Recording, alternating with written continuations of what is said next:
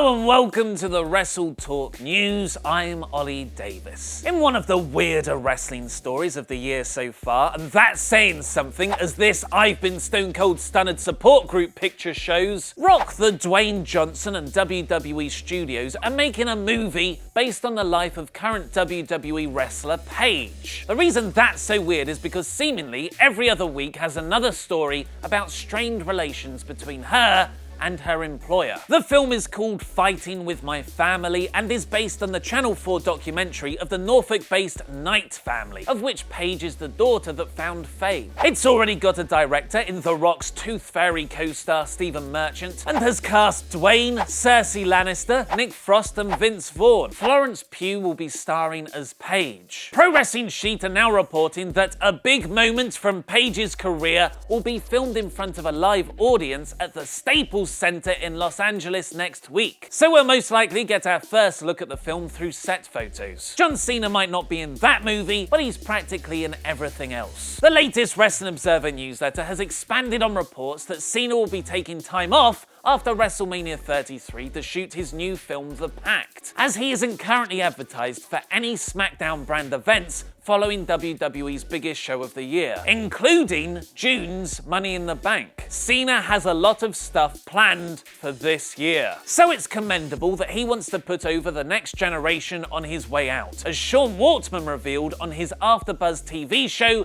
X-Pac 12360. I'm not sure what the finish was supposed to be for the SmackDown live match last night, but I know this for a fact, that John Cena insisted on putting Bray Wyatt over again last night. Insisted on it. That's not just a rumor. Waltman is talking about this week's SmackDown Live main event, where Bray Wyatt defended his newly won WWE Championship against AJ Styles and Cena, pinning John clean in the middle with his sister Abigail. That's 2 pins over Cena in the space of just 3 days for Wyatt. And going by what Waltman says, it's because John knows what's best for business if he's on his way out for a while. If you watched last night's episode of TNA Impact Wrestling, you might have thought the Broken Hardys meta gimmick had gone too far. They managed to delete a referee's face. The real reason behind this, if you're into the crazily tangled world of wrestling geopolitics, which I am, is fascinating. The Broken Hardys are currently on an expedition of gold, where they're traveling around various promotions to win their tag team titles. Last night's Impact saw the Hardys take on Super Crazy and Psychosis at the Crash promotion in Tijuana, Mexico. One of the companies Jeff Jarrett is said to be forging a working relationship with